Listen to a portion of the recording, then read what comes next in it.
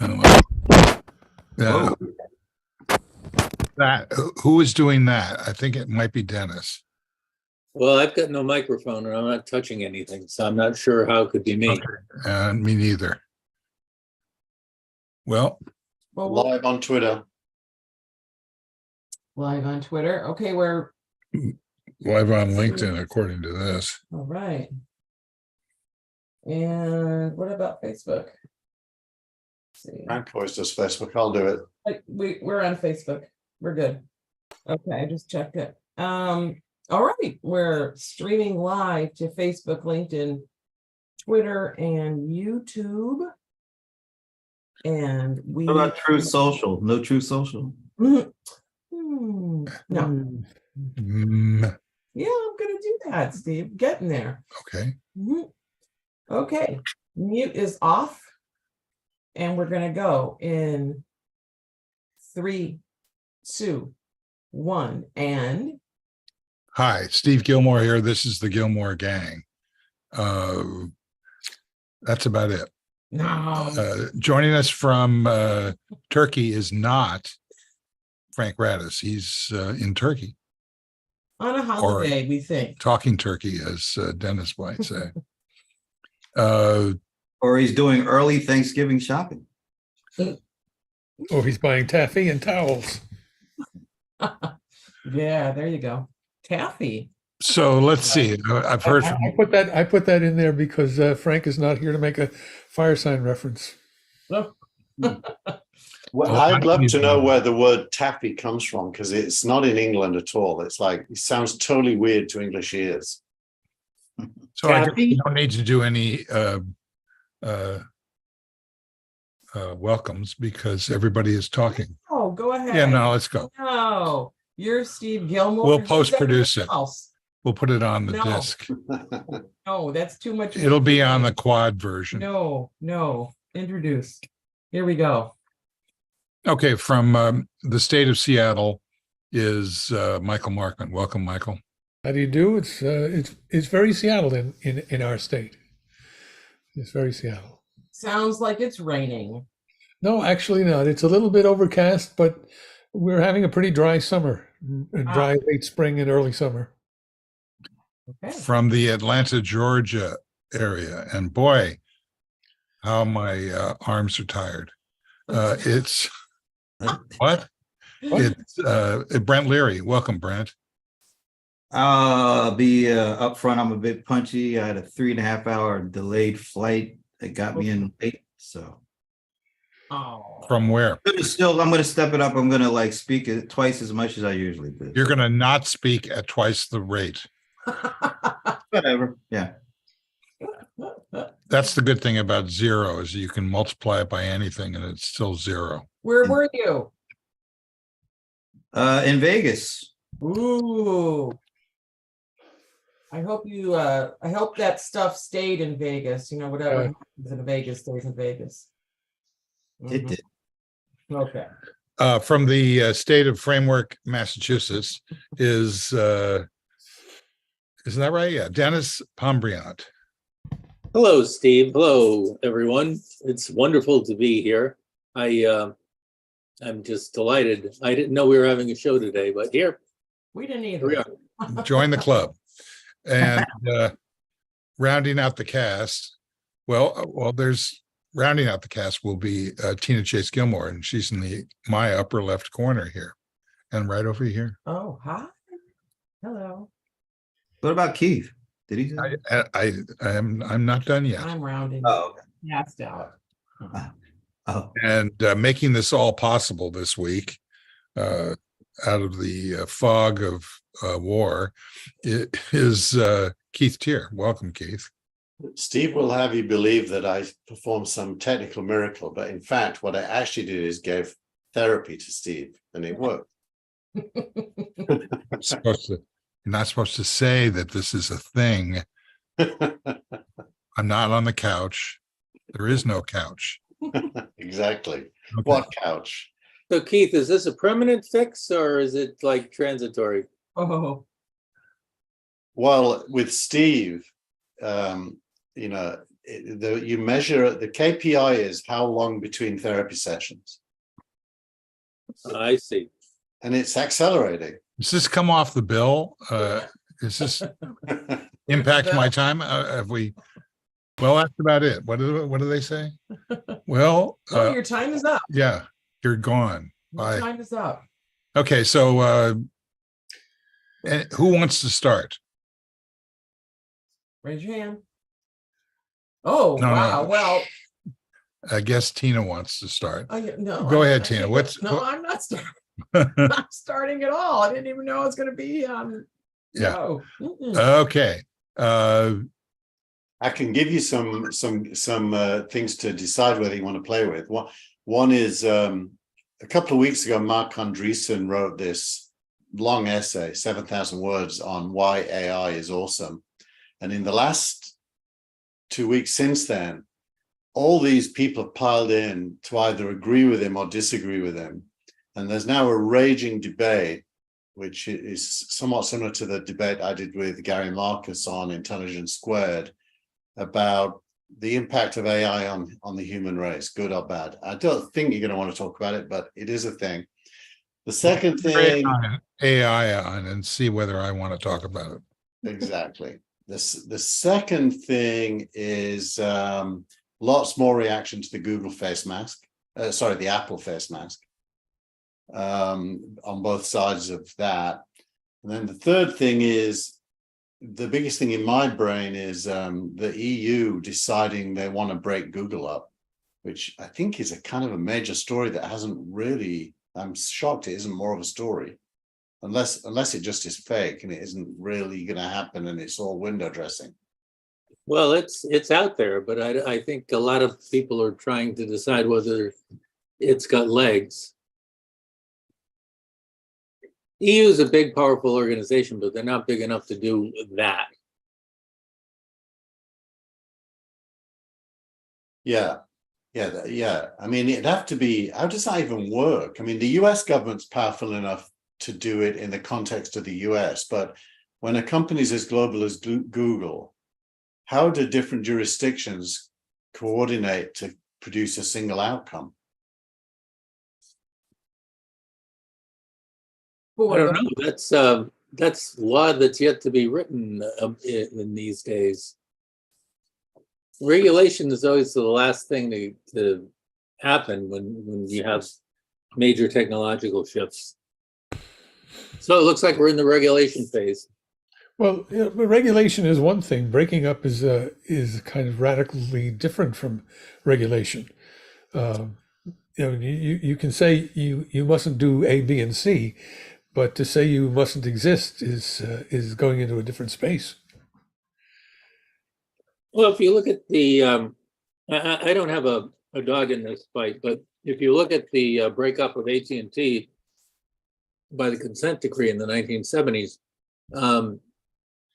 the entity itself ceased to exist as it was, but everything kind of went along. Yeah, I think that might be the thing we're looking for. Wasn't that about something that was really confined to the United States and regional belt systems? The point that Keith raises, how does the EU break up Google in EU, but not the rest of the world? Well, my point is that we don't have a good precedent. So I'm trying to find something close that we can begin to extrapolate from. Yeah, I mean, in the past with Microsoft, for example, or even with, there hasn't really been a global company broken up. There's only been local companies broken up. So I don't even know if it's doable. I mean, it seems like a non-starting point idea, actually. Even the US probably would have trouble doing it. Yeah, they broke up Standard Oil, but that was a long time ago. Were they global? So that was global, but No, they weren't global. no. Yeah, I don't think there's ever been.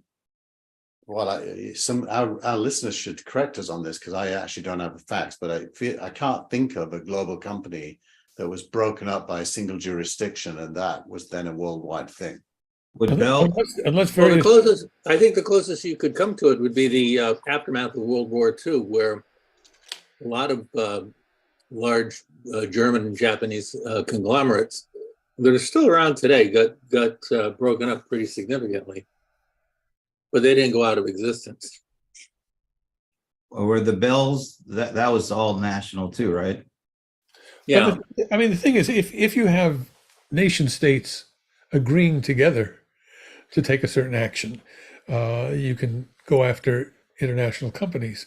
But a single nation state, it seems to me it's hard to do that.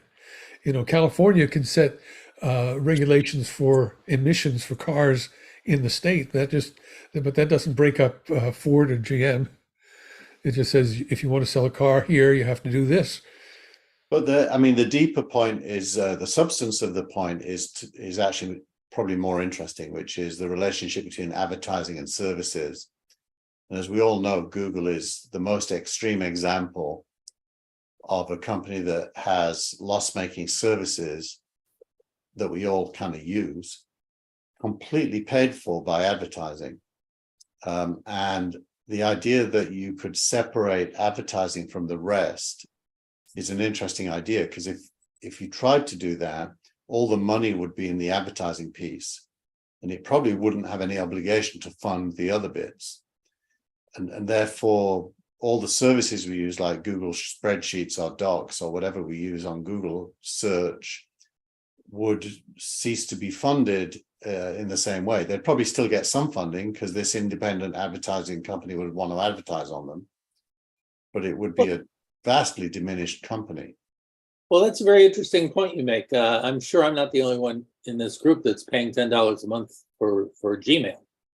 And Beyond that, what about YouTube TV and yeah, I mean, it strikes me that each one of these services could be spun off as a for-profit or entity selling subscriptions. So I don't see the point. I don't see that as a major restriction. Well, they can sell subscription and advertising. I think Keith was getting to that's that. what they're doing. I think Because, that's the people who advertise on NBC aren't NBC. There are other companies who want to buy time on NBC. I mean, you can look at YouTube as an example. YouTube is a great advertising platform. That doesn't mean they have to run the advertising platform or the auctions or any of the algorithms. They can make this available to the Google advertising company and say, here, would you like to appear on our shows? Pay us some money. well, even all this stuff they're doing, like all these companies are buying these live sports. It's the combination of ad revenue, but it's also subscription increases. Well, the core of Google's value is audience, that's for sure. And it's targetable audience mainly because of search, because you're typing something in that you're interested in and they can derive from that what ads to show you. So audience, especially targetable audience plus advertising. I don't know. I can't get my brain to want to say it's illegitimate for the company with the audience to run its own advertising business. It seems okay to me. It's been going along for a while. I mean, cable TV runs its own advertising business. And actually you get like ads on top of ads, because you have a YouTube TV subscription. Each network goes to commercials, and then YouTube TV gives you the opportunity to go. Well, they call it relaxation break or something, but that's all spots that they're going to eventually sell. So Sure. You don't have to worry about the writers' strike. right.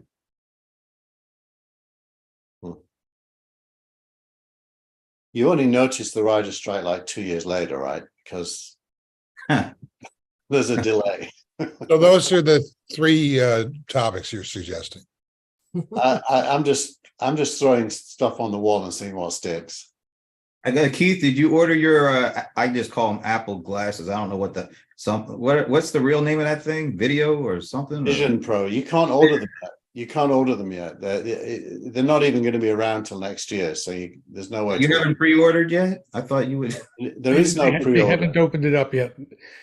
But you're Keith. You can get in there, you know. But I am, you know, it's a struggle to want to put something on my face. I'll tell you that. Even something as good as good as it appears to be. Did you have Google Glasses before? I play with everything, so I did play with them, but I sold them very quickly whilst they still had value. Why did you? What experiences did you not like that you just sold it right away? I saw absolutely zero upside in them from a software and usage point of view. I wouldn't have used it for anything. So are you buying that Apple is pitching their first spatial computer, and it's a computer that could potentially replace other devices that we have? Like, I have a hard time believing that something that only has a 2-hour-long battery is going to replace my laptop or my desktop or whatever, where I spend hours upon hours in front of it. Let me ask you this: Do you have a phone, an iPhone? And I do you do, have do you have an iPad? And do Yep. you have a Mac? Yep. You know, it's not as Keep though, going. you know, no, but these platforms don't necessarily replace each other. Right. They supplement each other, and you find different uses where you will use one screen versus another. I can't imagine people will live their lives in behind the mask, in a helmet, in goggles, but I think they'll put them on and take them off. Yeah, but gosh, I mean, how much money do we really want to give to one company? I mean, damn, I'm already Well, paying look, like I think the price of the first article is not the price of the platform. It is a very expensive, and they're not even going to make very many of them because it's very hard for them to source all the components that they need, especially the screens in the eyepieces. But the question is this a new platform which in other iterations will become lighter, less expensive, and longer battery life? Probably they will, because that's the way technology works. So the question is, not will you spend $3,500 for this thing? And by the way, remember that's a starting at price. It's going to cost a lot more. You're going to have to pay. services. Here who's wearing glasses is going to have to pay for supplementary lenses. And if you buy any Apple device, you always find this click boxes to increase the RAM, increase the storage, increase the processor. So I have no idea what the average selling price of this item is going to be. It's going to be a lot more than $3,500. That's my point exactly. I mean, I've got a MacBook Pro that I bought several thousands of bucks. I have a studio display. I have a Mac Mini, and each one of these suckers is costing at least 4 digits. And now we're going to add something else on, and there's going to be service. I don't want to, this is almost like I'm feeling the Elon Musk. I don't want to have all my money, time, and attention going to one of two things. I'm just a little sketchy about this kind of stuff. So I think of it more like, is it something that makes what I do easier? So with all of the things you just mentioned, one way or another, they fit into your life like a jigsaw puzzle, and you bought them because they actually serve a purpose. And it's probably not more than 20% of your time that any one of these would, be about. So the way I think of it is, okay, is this thing capable of becoming a habit for me that I use regularly enough to want one? Because I want one anyway, just because of tech lust. But that will only last like a week. After that, is there a habit that I will repetitively do that I'll use it for? And in my brain, I'm thinking, okay, my desk is one place I could form a habit with it. The living room and watching stuff is another. That's probably the least likely because I share that space with my wife and watch things together. And then, so what part of my life will it fill? And I want the answer to be my desk. I'm kind of semi-interested in that virtual keyboard where you don't need a keyboard even. Okay. and then the battery thing, 2 hours is probably long enough. I don't really do anything at my desk without a break for more than 2 hours. Well, if it's at your desk, you're going to use it plugged in, and the battery life won't matter. The question is, in many cases, the battery life won't matter because you can run it plugged in. But you raise another interesting point, Keith. If you don't live alone, if you have screens that you share with the other people in your household, mainly the television, you're going to have to buy one of these for everybody in the house if you want to enjoy something together. So there are lots of barriers built into to this device for wide acceptance. And it really isn't even then together. It's together apart. So you're kind of together, but you're still apart. There's no. I don't think the software lets you see each other in this in space unless it's a FaceTime call. No, if you see each other, you're going to see each other as masked beings. Yeah, because it has external cameras, so it can see anything in your environment, including other people. But if everybody's wearing a mask, then everybody's going to be seeing people with goggles. Do you remember back in the middle of the 90s when everyone talked about interactive TV? It was a huge thing, and billions of dollars went in. Time Warner spent a fortune experimenting with it. And So did Microsoft.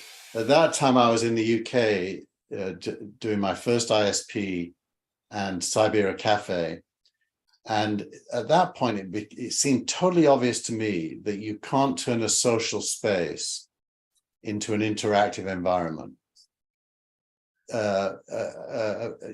Just because of the different, every person in the space will want a different form of interaction. Now, if you wear a mask, you kind of can, because everyone can have their own experience.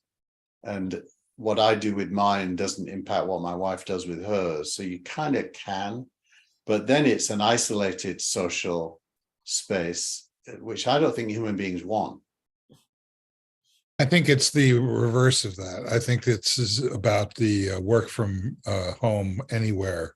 Yeah, I agree with that. Yeah. Yeah. And so it's not about collaborating with people who are in the room with you. It's about collaborating and erasing the difference between local and global. Now, that would be a big selling point if your employee or employer says, you don't have to come in to the office if you get one of these things. That would make sense for buying it for people who don't want to have to commute every day and spend 3 hours. I haven't heard that offer. Have you? No, that's what I'm saying. That would make it more interesting to me if it was able to be in exchange for having to do a commute. Then now it's all of a sudden I'd probably be signing up to buy it. Well, we already have a lot of work from home. Trying to get rid of it though. I know, but how does this make work from home different or better or easier? Well, if they're trying to force you back into the office, it makes it easier if you're able to say, I'll get this, and if I get this, you're saying I can work from home. Well, I know, but what does this add to working from home that a laptop doesn't have? If you have a job because they've agreed with Brent's scenario, that's worth it. But I'm asking, how is working from home functionally better if you have one of these things than it would be if you have the equipment we have today? It's not. But why would an employer? I understand what you're asking. Let me finish the I understand what question, you're please. asking. Okay. I understand what you're asking. What I'm saying, and I think what Brent is saying is, if you don't have a job, you can't work with anybody. All right, let me try. I don't think you, let me finish my question and then answer it. From the employer's perspective, what extra benefit do you have from an employee who is wearing a headset that you don't have from an employee who has a screen, a desktop screen, a laptop screen? The question you can't Why answer. would an Hang on. Why would an employer make that offer? Is this the time to answer your question? Yeah. Okay, great. There's a hiring shortage. And companies have to figure that out. They have to figure out how they're going to deal with real estate. There's a coming commercial real estate collapse that they're trying to manage. And there's a talent shortage that they're trying to manage. So why would they do such a thing? Well, that's why I asked the question. You haven't answered the question. They all of those dynamics exist for people who are working from home using laptops or desktops. No, that's not true. No, that's not true. Why is it not true? I don't have that advantage. Do you have that advantage of being able to work from anywhere? Somebody who's I understand what he's asking.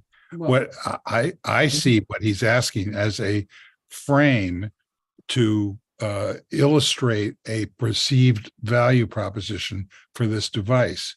And Well, I'm trying to abstract this up another level to an economic level, which is if the answer is so you can get the job, it's going to change things. I don't think my question's clear enough.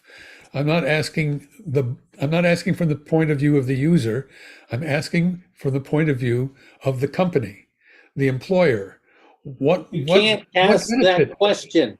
You cannot ask that question at this stage of the evolution of this marketplace. It's like asking, what good is a PC in 1984? The answer would be, oh, it's not very good at all. So then I don't know what we're talking about. I'm still talking. I don't understand. I'm still talking. Okay. A couple of years later, we had networks. A couple of years after that, Alan Greenspan sat in front of Congress and he said, we're in a productivity boom. I don't know where it came from. It came from networking PCs.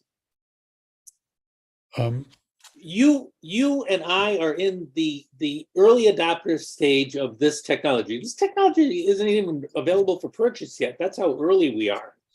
To burden that rollout with, well, what practical good is it? Doesn't make any sense. I think I have to give up because nobody's understanding what I'm saying.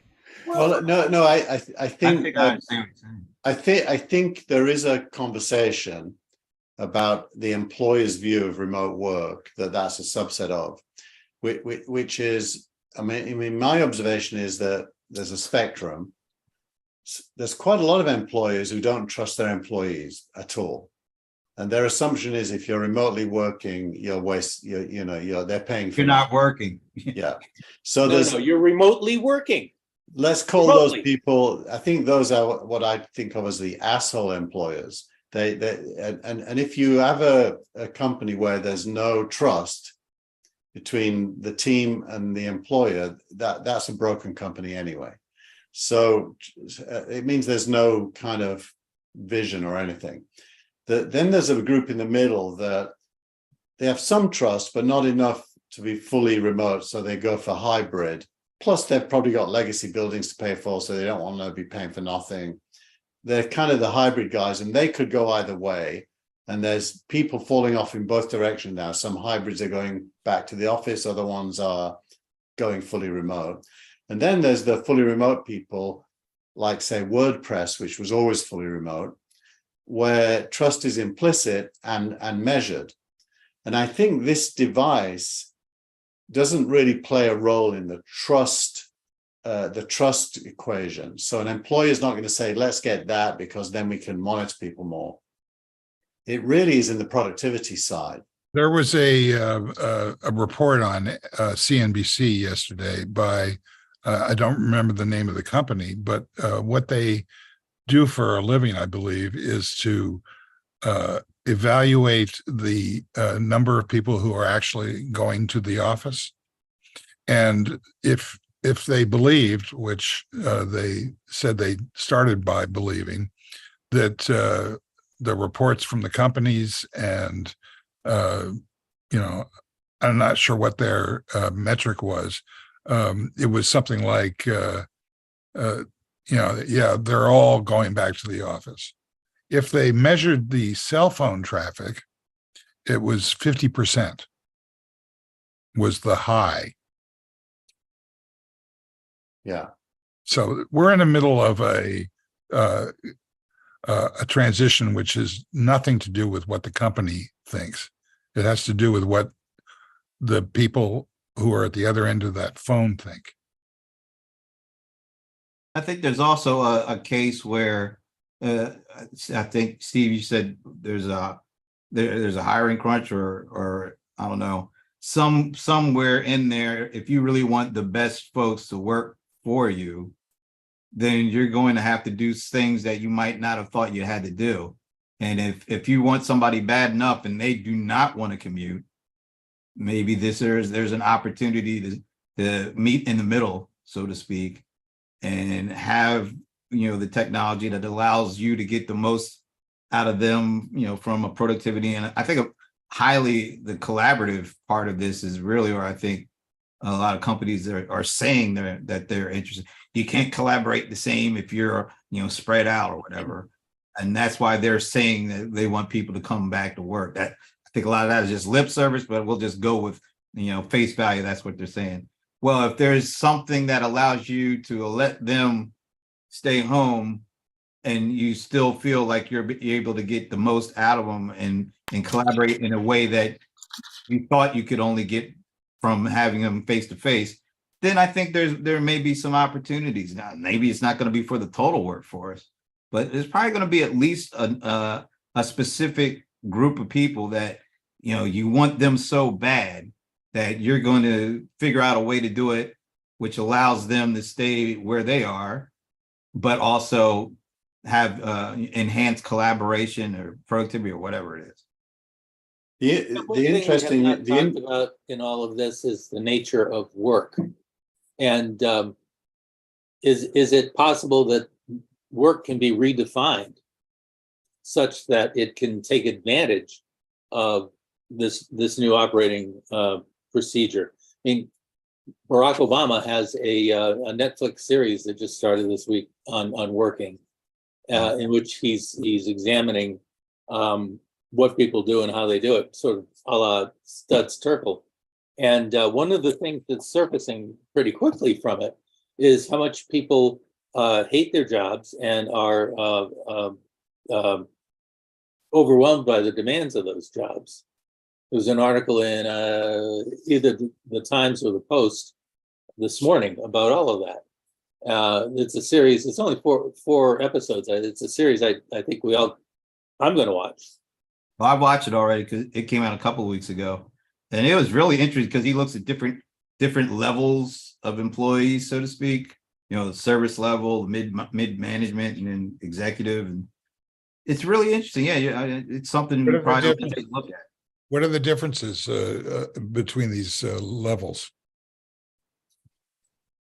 Well, some jobs you physically have to be at the place. I mean, if you're a janitor, Service, like they were at a hotel. They were at a hotel, so some folks, are physically, cleaning rooms and doing things on site. Of course, they're going to have to be there.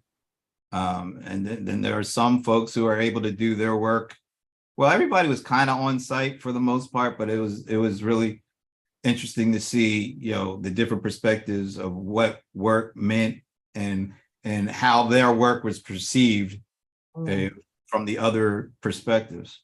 Right, but does that mean you have to be a time clock punching, paycheck garnering employee? Or, I mean, just look at this roundtable. How many people here have at one point or another worked for themselves?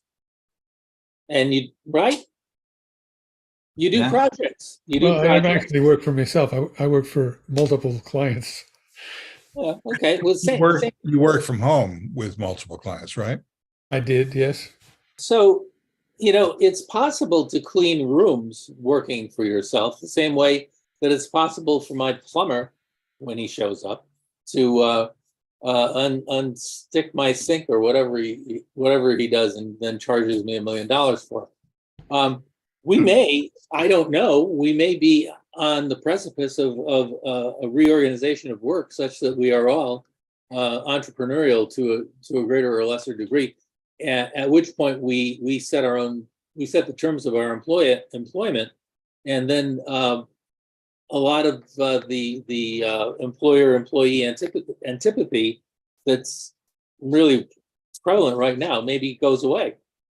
So I mean, I think if you could correlate tools to work need, and I would divide it up into those different levels. I think of it as leadership, management, and tasks. And the hardest for remote to be good at is leadership. Management, you can use software for a lot, task managers and tracking and CRMs and things like that. Leadership is really emotional, so you need engagement. You need to kind of, double down on belief at regular intervals based on both short-term, medium-term, and long-term goals. So I think leadership is the hardest to do remotely, and tasks, depends on the task. You can't assemble a Tesla car remotely, but pretty much everything I do, you can do remotely. So if you overlay that with the trend towards a shorter working day, which is, I think, the right way to think about automation and AI. It's how the phone data in that report yesterday suggests that many people will go to the office if they're going to go at all, and initiate whatever kinds of tasks they use the office for, meeting with their boss, et cetera, FaceTime issues. And then they go home and then they finish and do the bulk of their work at home in later hours. Yeah. The working day isn't continuous anymore. It's discontinuous, but it lasts all day. And nights sometimes. And nights. But I do think I'm going up to the kind of 600,000 foot level here, but the history of the human race is the history of a shorter working day and a better division of labor. And tools basically are the catalyst to make that possible. Well, the writer's strike is kind of the front lines now. I mean, what's the front line? What is the writer's strike about? It's about. I actually don't know. Someone should tell us. I'll try. It's about compensating people for, and what's the term? What's the economy that is about not having any benefits and working all the time? The gig economy. That one. Yeah, go ahead, Mike. I think everybody said it at the same time. Gig economy. Oh, okay. Yeah. Before you go on to that, I wanted to offer something that was kind of interesting for us. Steve and I went to see our good friend David Sanborn play at Yoshi's 2 nights ago. A night ago. Clap, yay. And the night before, Dave came on stage. Now, mind you, he's been playing saxophone for 112 years. I think it was 60 years. He got out on stage, and so he was telling me this on the phone. He was saying, well, I got out on stage and we started our first tune and my horn went Oh. and he had to stop the song. He had to say, ladies and gentlemen, this never happened to me before. I do have a backup horn. Let me go get it. He had the keyboard player play on. And he got his second sax. Finished the show, no problem. But it's a harder instrument for him to play. He doesn't like it as much. It's a backup, So the next morning, he and his wife, maybe someone else, got on the phone, not on the phone, but on FaceTime.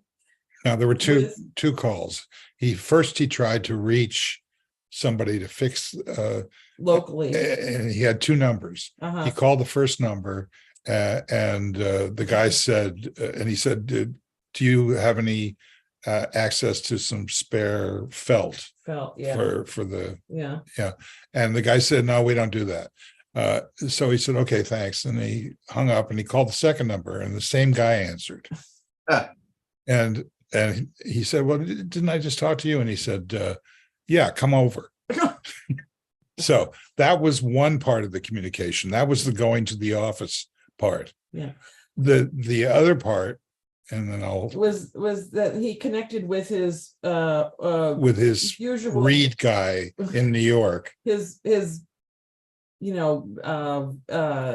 tried and true repair guy in New York that he's been using for a million years. And they On FaceTime. He was able to, look at the instrument and then guide them to make the repair. And it was not an easy repair. And Dave's wife actually physically was, I believe, doing it. They got it done. They got the job done. Now, that I'm only bringing that up because that is an example of something that you usually have to be there, right? That's one of those jobs okay, I got to be there physically. Well, because of technology, they were able to be there but not be there, right? And it was sort of a hybrid kind of thing. Someone else's fingers doing the work with the guidance of someone somewhere else.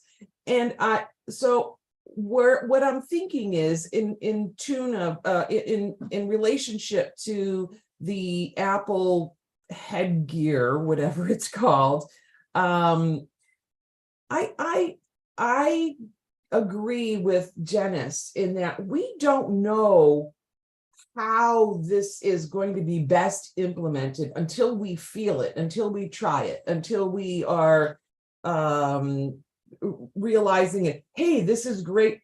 It may be that we can use this device in conjunction with other people and do things really fast with them that we couldn't do, Michael, on a computer screen. Maybe I don't know yet. We haven't felt this and dealt with it yet. And so I think that like most of our equipment and our software, over time we adapt to its strengths. We use its strengths to do something that we can't seem to do in another way, or we do it faster, or we do it better. So those are my 2 cents. Very good. Can I add one thing to that? There is legislation bumping around. I wouldn't say it's gotten very far, that tries to mandate that tech manufacturers make their products more easy to self-repair for the owner to repair. Such as there are a lot of tech devices that you need special screwdrivers just to open the box for. It's not like when I was a kid, I could take apart every appliance in the house, and only failed to put the washing machine back together right once. I lived to tell the tale, though. I think, Dennis, both you and Tina are onto something important, which is that in any new platform, usage and use cases evolve based on how people use them and on the developers that are attracted to it, and there's this kind of marketplace of function that goes on between the device manufacturer, the software manufacturers, accessory manufacturers, and above all, users, as they find their way into a new platform and develop new use cases for it. Yes. I think the single biggest advantage, I think, for the headset in terms of productivity is that it will give you almost unlimited screen real estate. So if you're trying to collaborate on a document and go face to face with people, although in this case it'll be face to face with their avatars, you can have the kinds of interactions that are hard to do on a finite screen. It's like having as many and as large screens as you want. So I think that does change the way that you work with not only data and applications, but people who you bring in terms of remote calls. Now, that is a very interesting point because it sort of echoes what happened maybe 40 years ago when Amazon came to the forefront. Because Amazon, nobody thinks about it this way, but Amazon, or very few people do, probably everybody on this call thinks of it this way. Amazon introduced the infinite store shelf. And that has had enormous impact on the way we live our lives. Now you're saying that the headset can introduce sort of an enormous desk where you can find things. Yeah, I mean, That could be pretty it powerful. is. You can have as many screens and as big screens, and you can move them around, and people can come up in between them and overlap them. That's going to be a new way of working that we can't quite manage with today's hardware. Yeah, And the first application should be air traffic control. but on your Mac or your Windows PC, you do have infinite desktops. It's just Well, a you key do, press. but you have to swipe one off to swipe the other one on. If you think about, say, in film writing, there's storyboard applications, and basically you put down little plot points on cards. Now, if you have a whole wall that you can put up these storyboards, it's different from when you have to swipe from one to another to another. If you look at the way Disney evolved building cartoons by using storyboards, it wasn't just a set of sheets that you file your way through. He put them all up there so you could walk through the whole timeline and see how it worked. That's very hard to manage with today's screen real estate. It would be much easier to manage if you had infinite real estate. And how many? And I mean, I'm working on my computer, and then there is a task that I'd rather not. I just know, like, if I just pick up my iPad, I'm going to do this on my iPad for a second, and I also pick up my phone and do something else. And I'm doing, simultaneous things on different devices at the same time to get the work done. I really couldn't have really imagined that sort of I don't know, shifting from device to device. I don't know. It's fairly seamless, when you're just on like one platform like Apple. So like I couldn't have imagined that before, and I think the productivity is higher because of it. yeah, now just imagine using AI so that you can talk to the system and say, "Hey, get me this report, or get me this screen." And also AI is very useful in recording which cards you pick or focus on, or some of the interesting capabilities of the Apple system are it's I don't know what the term is, eye detection. Basically, it's very advanced. Also, they're understanding through cameras of what movements you make. In other words, the way you control it, according to the people that I've It's a series of cameras. They have downward facing cameras that track what your hands are doing, and then they have inward facing cameras that track what your eyes are doing. So you can basically instead of moving a mouse and clicking on something, you just look at it and pinch your hands together, and that accomplishes the same thing. Right. And so the AI implication here is that as you find a comfort level with it, with the device, AI is basically offering you a next best action for a number of things that you do on a repetitive basis, and eventually converting them into kind of a macro or a Autobot. So the learning that goes on in terms of the data, I think personally, is going to make this discussion about advertising that we started with moot, because it's going to be about this data stream and how that is provided access to manufacturers and customers. That's going to be where the money is. Well, I just hope Apple appreciates us contributing all this. Well, we There's smoke coming out of my ears now. Well, there's something to what you just said, Steve, that if your eye movements and choices were being uploaded to the cloud to be sold to advertisers, that's one world. What Apple is telling us is that all of that is handled on device, and that is not something that they can sell to advertisers. Yet. No, I mean, it's going to be attached to the transaction in order to be compensated for. It's not necessarily a brand advertising model.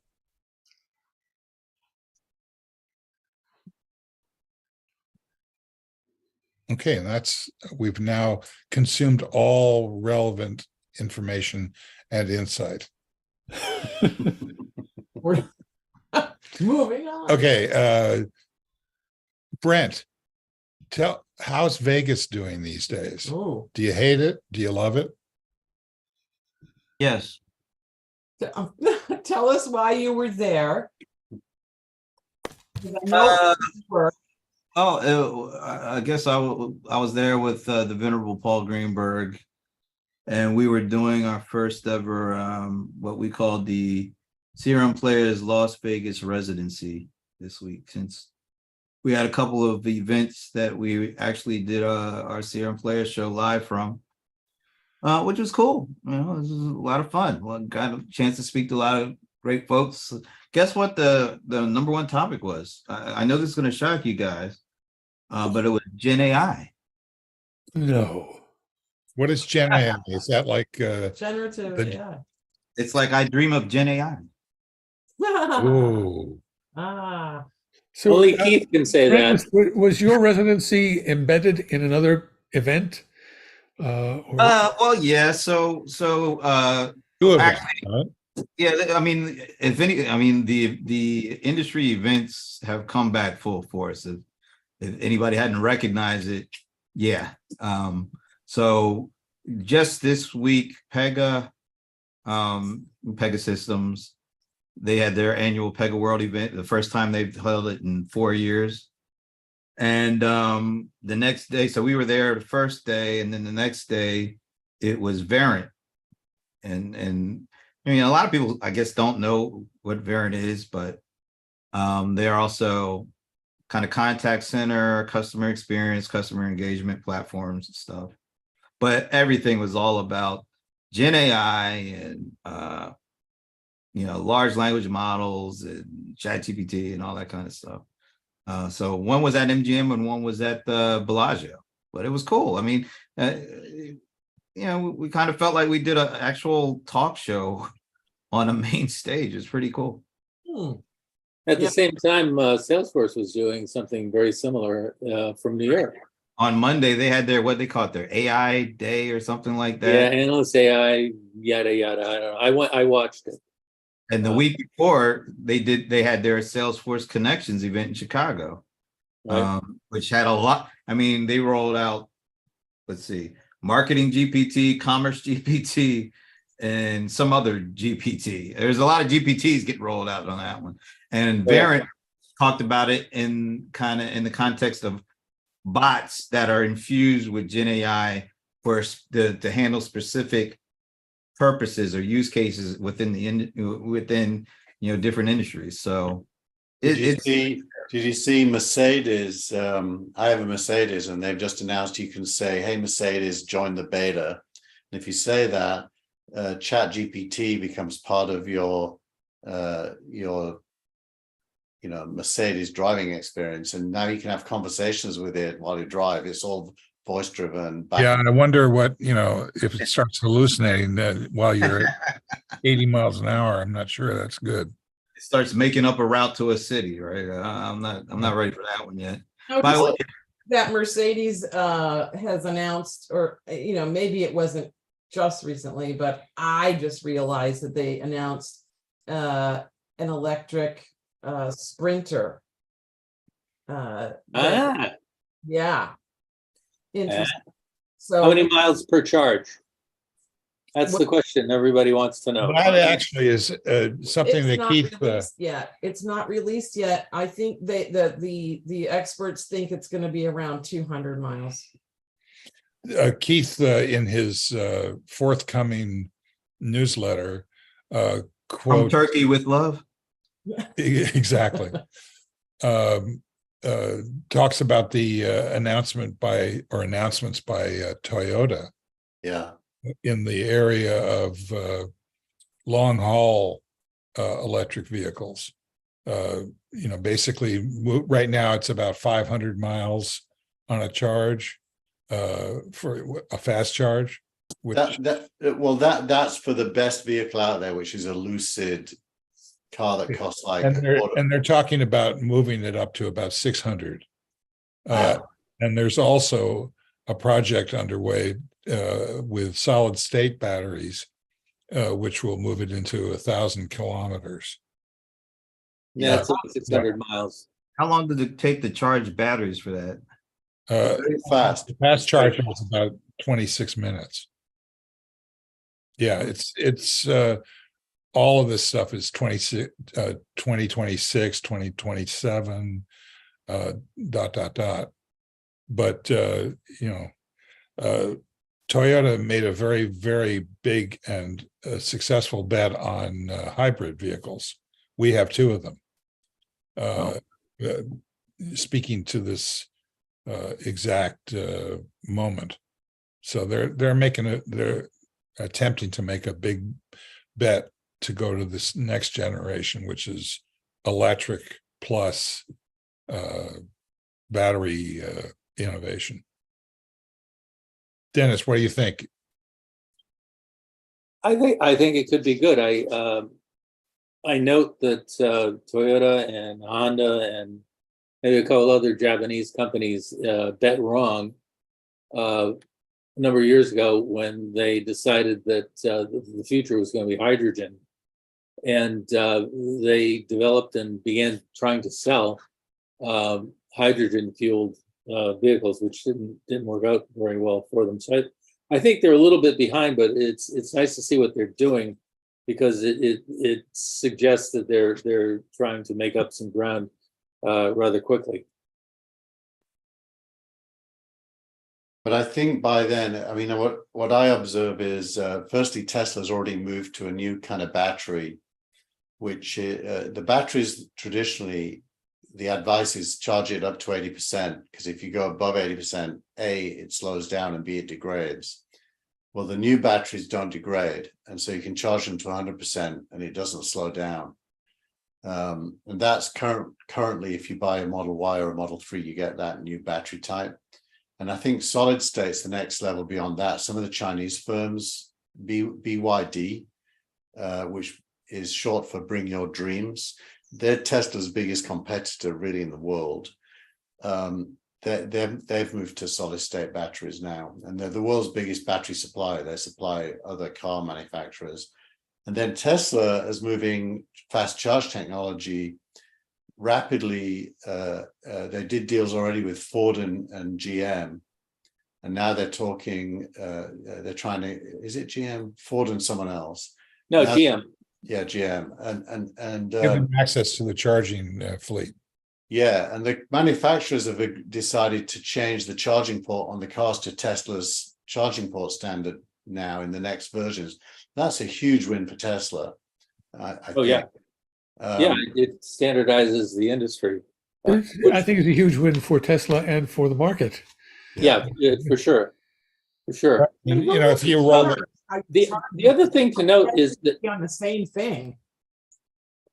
well, the standards are going to drive the market, is what you're saying, Michael, right?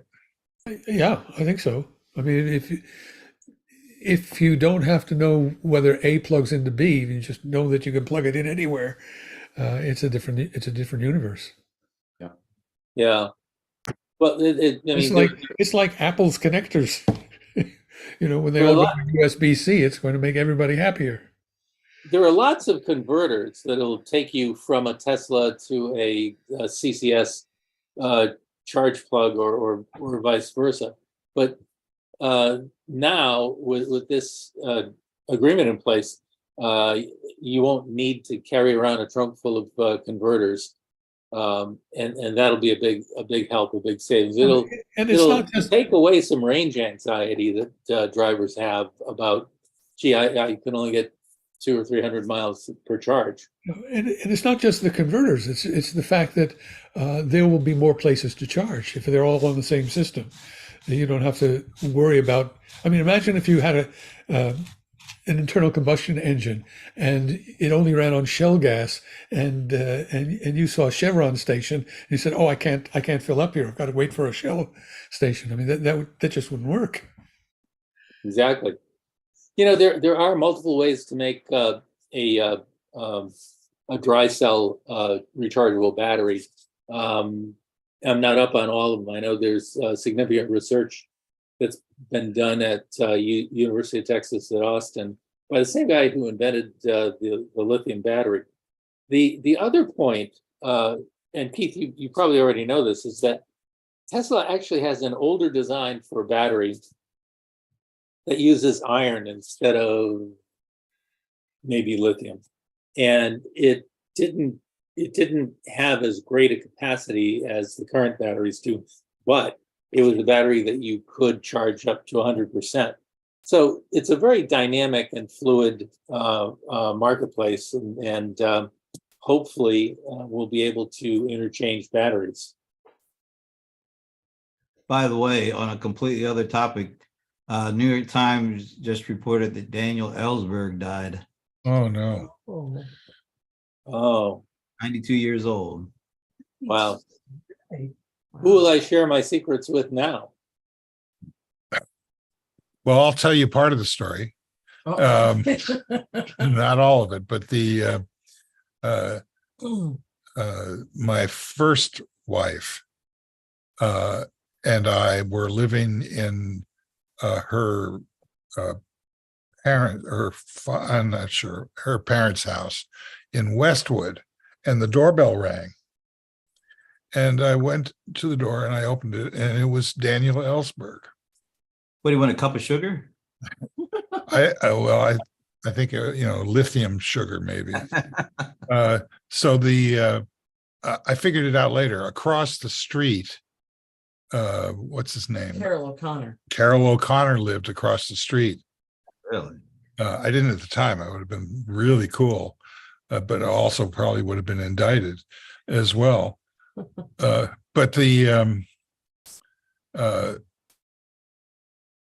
it's like talking to Mount Rushmore. It was just weird, and I thought that I was, it was a Chat GPT thing, but it turned out to be real, and that's the part I can tell. Yeah. Very cool. It's a bigger story. No, You can't tell it. No, I can't. Mm. Luckily, I don't know I don't know enough about it to talk about it. Mark Felt. It was Mark Felt. He was Deep Throat, right? That's right. That's all you need. I love the way that that guy Alexander Butterfield, is that his name? Mm-hmm. Answered the question. Well, I was aware when I was in the White House of a taping system. It didn't say that it was still there. He didn't say who knew about it, which was like 3 people, one of which was him. But it changed history. All right. Any thoughts about the Trump indictment? Other than cheers? Yeah. Honestly, I can't watch it. Part of me, I'm totally schizophrenic on it. Part of me obviously thinks the guy's a total scumbag and they should take him for everything he's worth and lock him up for as long as they can. And I share that with many, many people. The other part of me really doesn't like the focus on him from the point of view of the future. I really think it's a total distraction that doesn't solve any problems and gives people an excuse to look like they're doing something when they're not. So from a future point of view, I don't like it. I'm not offended by the Republicans supporting him because what else can they do? Really? They almost have no choice. So I'm not offended by that. And I'm almost more offended by the Democrats lapping it up. Like, I really can't watch Morning Joe right now because it's so obsessive and vitriolic. Yeah, but that's been true a long time. That's not the Democrats lapping it up. That's the media That's lapping. That's the media. Yeah. The, Yeah, the Democrats are under a cone of silence. Yeah. Can I make a comparison? Morning Joe is a Republican, by the way. He ran for and was No, elected. not Congress. anymore, though. Not anymore. So I'd like to make a comparison.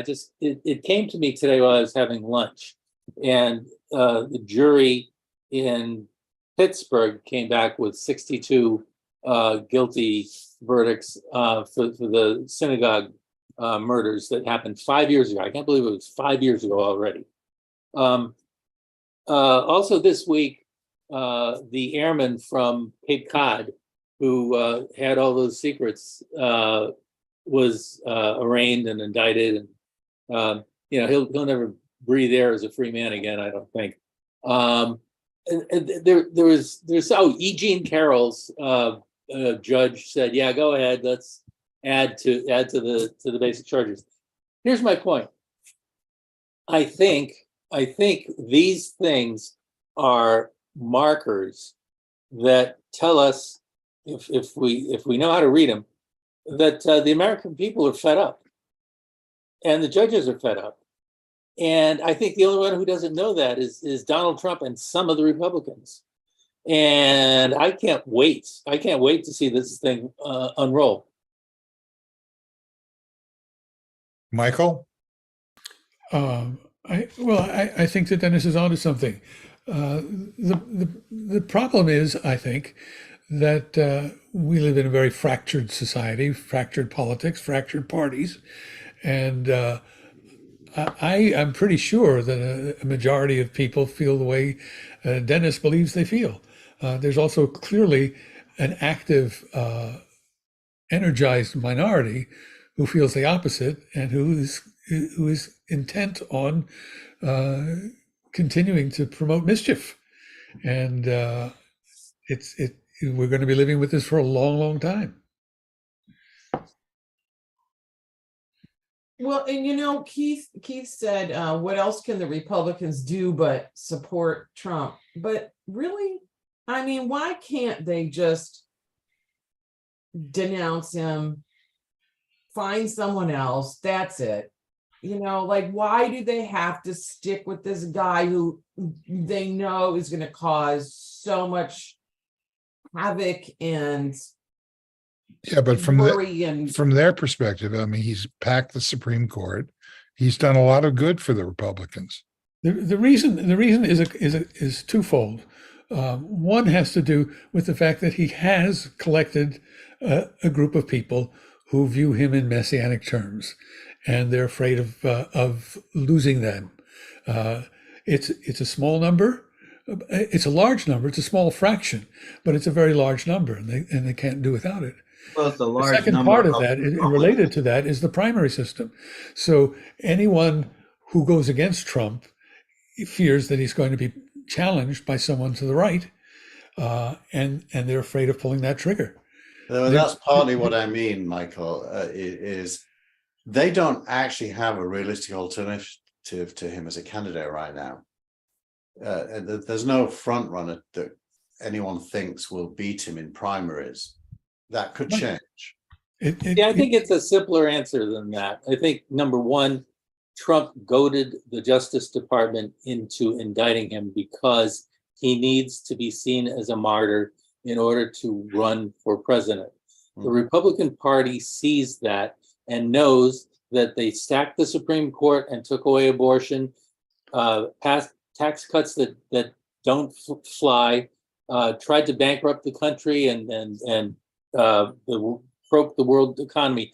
They've got nothing to run on other than Trump's coattails. They're all hoping that he can rile up the base one more time to drag them back into office. And I think it's a fool's errand. Well, yeah, because it hasn't happened in the last 3 elections. I mean, every time wasn't there supposed to be, what are they calling it, a red wave or something in 2020? Tsunami at one point. It was a red tsunami. Yeah, a red tsunami. Yeah. and then they put Herschel Walker and Dr. Oz up. I mean, yeah, okay. And the only reason they did that is For because the Trump win, right? likes them. Yeah, that's because Trump likes them because they're stars. You know, so they have completely boxed themselves in once again. Yeah, they'll get their 35 to 40%, but I mean, he ain't bringing anybody else along now. Now, this is an interesting data point that I saw in the newsletter sphere today, which is I don't endorse this as being factual or anything, but I have a feeling that it is. Chris Christie's numbers, which were in the low ones, The low ones. yeah, went to 9% What? in this, whatever this outlier poll is. Yeah. 100%. I mean, hey, you got to give it to him. That dude, although, you know, I wouldn't vote for him, but he's doing a hell of a job Just finally. voting for him being on the debate stage. Oh, yeah, I would love. Oh, man, I hope he does. I've seen some progressives say that they're contributing to him just so that he can qualify. Oh, I hope he does, because that would be fun if he's on there. Any other way, who's gonna watch that nonsense? Because all these clowns are too afraid to say anything to the guy. Did you see that the Miami mayor has thrown his hat in, saying he wants to stand? What's he called? Suarez, is it? Yeah, Suarez. Yeah, he won't make the debate stage, I don't think. Well, he's asking for $1 from 40,000 people, which I think he'll get easily. Yeah, but what will his poll numbers be? Who does he pull from? Because let's face it, nobody's pulling away from in the Republican Party. No, that Trump vote is only getting stronger. No, I don't disagree. I think everything that's happening to Trump solidifies his solid core in the base. That means that he's going to win the primaries. The best part of all this is praying Mantis's numbers are going down, and I'm so glad of that, because that guy, Who? Whatever Praying Mantis, rhymes with whatever his name. That guy is Talking about DeSantis. yeah, whoever that guy, yeah, that Florida governor guy, he's terrible. I mean, he looks like he can't stand people, and he tries to make himself out to sound like he's the smartest person in the room. And I like it when Trump actually goes at him, and his numbers are apparently really going down, which is a good thing. So Yeah, he's one of those people who the more you know him, the less you like him. yeah, and I didn't like him when I didn't know much about Hey, him. he's a Republican. Well, Chris Christie probably, I think has the advantage over the other people who are running against Trump in the primaries, and that he knows Trump pretty damn well. Yeah, that's overstated. I think he's got a pretty good, well, first, he's spent a significant time with him, and I think he just has a good read on Trump. And I don't, at least not yet, I haven't gotten that feeling from any. I don't think Nikki Haley really has a finger on the pulse of Trump. I don't, All these guys just I don't. disagree with that somewhat. I think they all know him. It's a question of what they're willing to say about him. That's the And difference. At some point, Chris Christie said, "This is my only way in." Even if it's a kamikaze mission, even if he knows he's going to crash and burn, he's going to make some headway.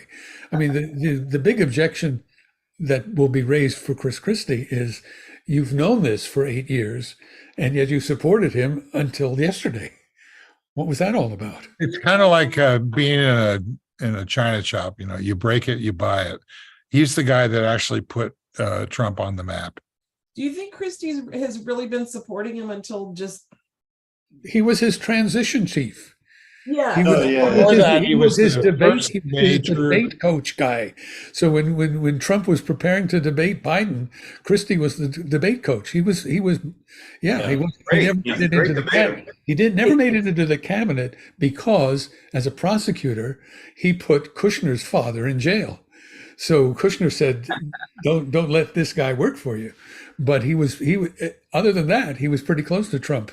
Well, and Yeah, again, I want to make I want to make a related point to this. You talked about Nikki Haley a minute ago and how she was one of the first people to say she'd seriously consider pardoning Trump.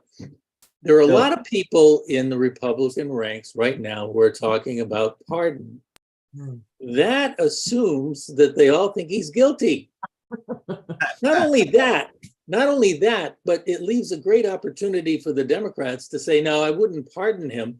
But the other power that the president has is clemency. Do you know the difference between a pardon and a clemency? A pardon wipes out the conviction. Clemency terminates the sentence and leaves you a convicted felon. Which means what? I mean, you can be a convicted felon and be in the White House. No, not well. You can buy a ticket if that's how they do it, but you can't. You cannot run for president. Nobody who's been a felon who is a convicted felon has any purchase on the political system anymore. Not true. You can't That would vote. be interesting. You can't vote, but you I've not can seen run. You can run and you can serve. We've had convicted felons run, and we've had convicted felons serve. The only thing that would disqualify him is if he's convicted of sedition. And the 14th Amendment says if you've been a traitor to the country, you can't serve.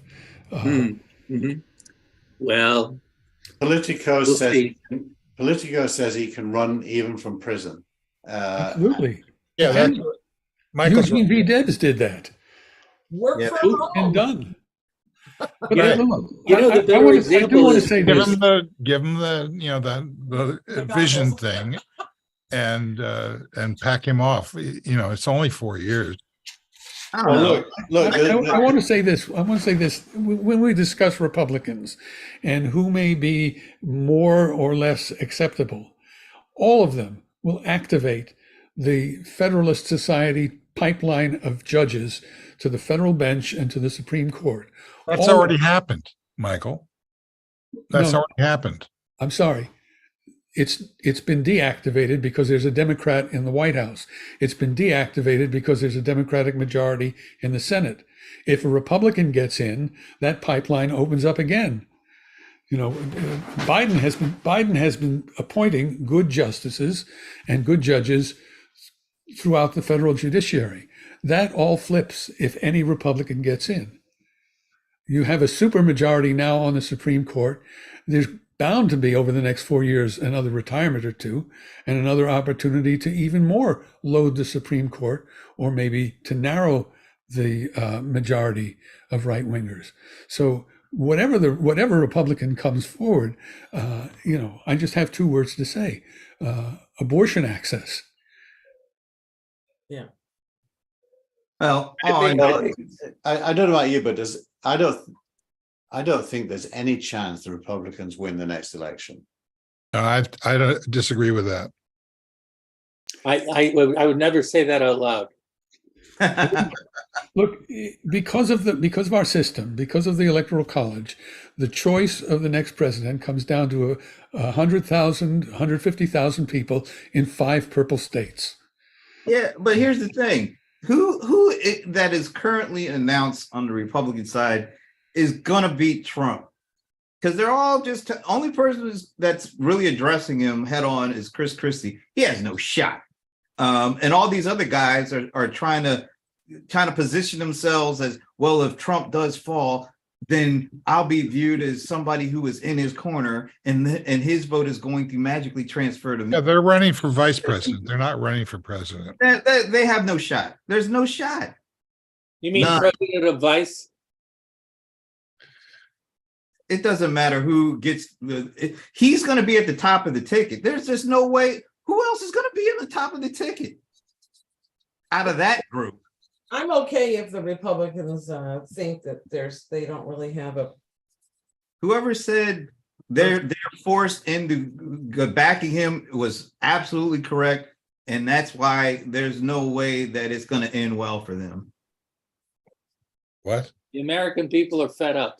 I don't think they can win either. 50.0001% is what I'm counting on. But I'm pessimistically optimistic. If he couldn't win in 2020, when he wasn't in, well, yeah, he wasn't indicted for anything. Well, was he? Yeah, I guess he was indicted. He was impeached I'm twice. losing track of all the indictments and all that stuff. But if he couldn't win in 2020, it's not gotten better for him in 2023. And it's not going to be better for him in 2024. That's true. When he ran in 2020, he was only impeached once. Now he's been impeached twice, indicted twice. At the state level, at the federal level. Probably have a couple more indictments before the end of the year. Do you think we'll get another indictment before the election? Oh, Georgia, Two more, Georgia, yes. my state is going to do it. I mean, whatever. Yeah, I'm not so sure. There's kind of weaselly comments that they've been making about that. They're getting ready for August. I guess the drop in August or something. Who's There making was some weaselly announcement. What was it? To the effect that they were going to put it on the back docket until after the documents thing was. That came from the New York State Attorney General. Oh Okay. yeah, that was New And, York. and Fonnie Willis, her office said, no, we are not doing that. She does not speak for us. We're going forward. And in fact, I hear the local police chief went to see the indictments in New York and the indictments in Miami so he could get some sense of what he needs to prepare for. Yeah, he's scouting out what the security scene is going to be. Well, to me that the Georgia case is reminiscent of Trump at the Doral, saying basically, that we should look, everybody should go find Hillary's server as an admission of complicity in the Russian investigation. I thought that was an overreach and certainly not legally binding. And I feel the same way about the, couldn't we find 20,000 votes here? I just don't buy it. I don't know if we know Steve, all the stuff. I say one thing for you, Steve. Wait till the indictment lands and read it, and then tell me whether it's nothing. I'm sure they got a lot of stuff that we don't know about yet. They're gonna do an indictment. I think everybody was shocked to read the Jack Smith indictment. To see I wasn't shocked to read that. I thought that they had them, dead to rights, and they do. I would rank them. The documents is number one, and that wild card Trump appointee judge could take that to the cleaners, but it's unlikely. So I think that's going to be that's going to proceed to conviction. And January 6th. Again, Trump is very unfortunately effective at sounding and looking guilty on TV, but not in court. The interesting parallel is, if any of you followed what's going on in Pakistan with the arrest of the former, I don't know if it's prime minister or president, the cricketer Khan, and there his political opponents have accused him of a lot of counts, and he's now locked up. And in this case, he's the good guy, and the people doing out the bad guy. And if you start to stand back from the facts and the people and the personas, and you kind of ask the question, is this good for democracy? What does the future look like, given that all this is happening, in terms of what both sides will start to building as kind of standard operating procedure? I don't think it's good. I think it's mainly bad. I think it's good. Well, what's good? Okay, but what's good for democracy?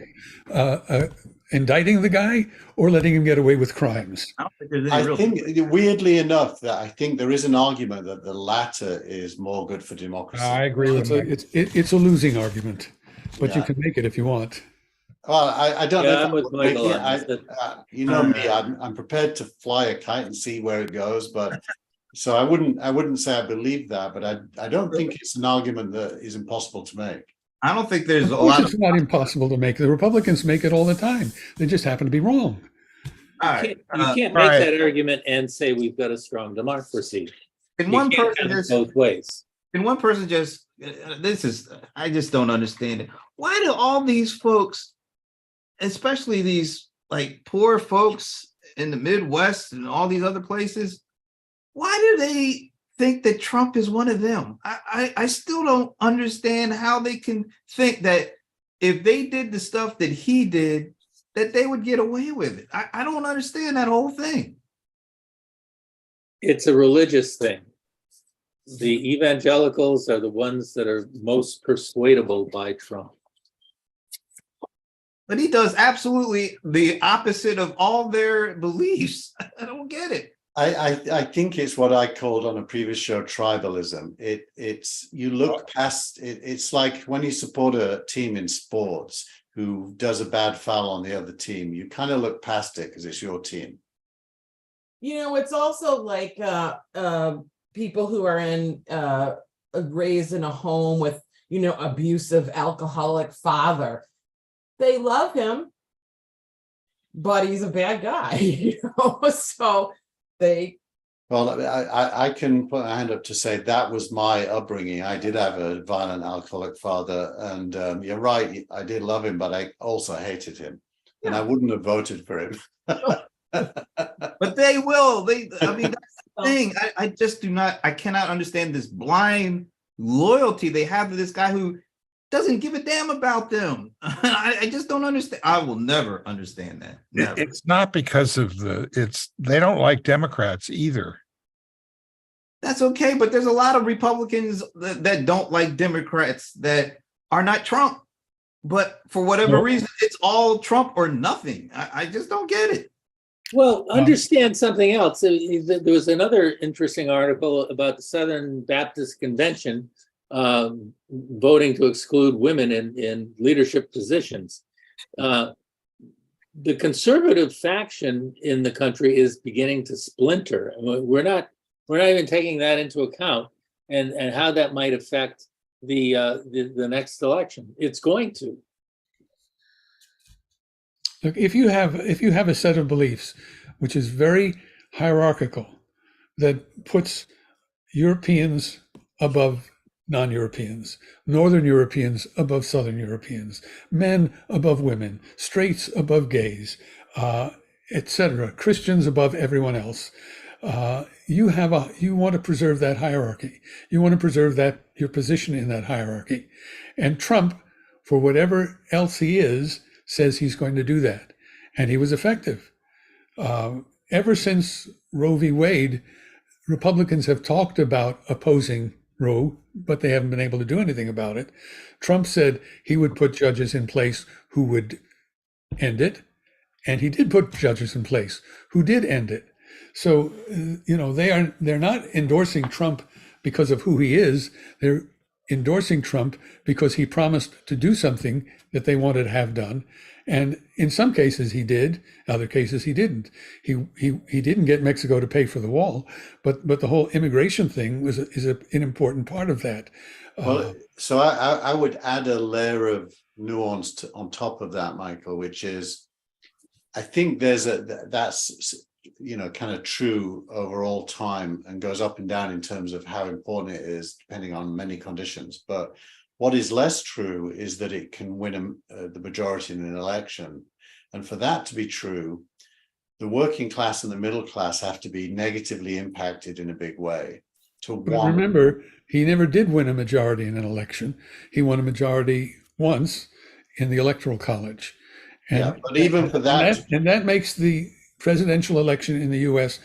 unlike anything else. So it's true. If you do the polling, yes, he's in a minority. The question is, can he flip enough votes in enough states to get the majority in the electoral college? I was gonna go to a different place, which is why can someone like Trump potentially win, no matter the method of winning? Why can he potentially win? And I think it's only when there's a disaffected working class of all colors, by the way. He got a surprising number of black women voting for him, for example, and Latinos. What do you mean by surprising? Like 2% or 4%? Because it wasn't much more than that. it should be zero, right? So anything above zero is Of course, but I mean, come on, there's no demographic that doesn't do at least one vote for somebody, even if it's 99% to one. I keep saying things that get the discussion away from the core point I'm trying to make, which is my fault. But what I'm trying to say is there's a lot of pissed off people for good reasons as well. And you can't kind of tarnish those people with being bad people because they're pissed off for good reasons. Well, I guess what you're saying is he's able to capitalize on their being pissed off because he really doesn't care if they're pissed off or not. He's just able to leverage their madness into getting votes. And, weirdly, the Democrats don't appeal to them because they haven't got a message that gets them from pissed off to optimistic. I don't know why, but inflation is coming down, unemployment is coming down. Well, those are just facts, but I'm talking about emotions. You must admit what I'm describing is tangible and real. There are those people. Yeah, you're absolutely right. You're absolutely right about the Democrats failing to have a message. The Dems are just too technocratic. I think really the message that everybody can resonate with is not anything from the Constitution. It's from the Declaration. It's we are all endowed with certain unalienable rights: life, liberty, pursuit of happiness. How are the Republicans supporting those things? Yes, I agree with that. By trying to take it away from the other folks that they don't like. Right. Well, at the core, it's about civilization. Depends upon what the meaning of is. Also true, but I think a blue dress. I thought it was from 2 Corinthians. I guess I was wrong. My view is at the core, it's about wanting to be in a progressive, better year by year, civilized human society. And by the way, interesting enough, the guy that supported universal basic income, who's formed this new party, I listened to him on a interview recently, and a lot of his narratives are all about that stuff. He doesn't have a chance, obviously, but if only the Democrats actually believed in something bigger than what we're going to do in the next 4 years. Yeah, that's exactly it. I think the most resonating message that the Democrats can come up with, albeit it's the short term, 2024, is, do you really want this guy back? Because that's all you really need to say to get people out and voting again. Yeah, it's going to get a lot of people saying yes. But I think there'll be even more people saying hell no. Just. Yeah, I'm with the hell no's. Well, I'm for Trump winning the primary. Going to happen anyway, so. Well, Yeah, that's good then. I don't Then see a blue dog can run for Joe Biden. Now Joe Biden's going to do just fine. He's building a charging station a day. It's a bad idea to shortchange Joe Biden, to underestimate him, because he's doing a hell of a lot. He's the new dealer. He's the only new dealer in town. Okay, that's a wrap. I want to thank everybody who showed up, and especially those who didn't. Thanks to Tina Chase Gillmor, our producer and director and panelist. Thanks to Dennis Pombrandt for showing up at the last second. And you were the first person to be on the show, and then 10 seconds before it, you have some sort of bot that says no occasionally. I was in the supermarket when I was informed that we had a show. Yes. I like it that way. Just, Were you in the produce section, or? I threw my phone into frozen foods. well, we need to pay attention to the phone data. Thanks to our traveling CRM Brent Leary. Thank you, sir. Always a pleasure, gents and lady. Michael Markman, you've outlasted yourself. Done a great job. Thank you, sir. Well, You're very welcome. And thank you. And Keith's here. Wow. What does that mean? You'll have to stay tuned. I don't think it's anything good, viewers. No, it is good. I don't see anything. I think that would make a great T-shirt. Keith's here. Wow. It- I wore that First T-shirt. online. I wore that T-shirt from the age of 18 to about till I got married. Yeah, that doesn't work the same way now, right? Exactly. Can you believe this guy? Doghouse, I'd like you to meet. Okay. I already did my famous close. So goodbye. Bye-bye.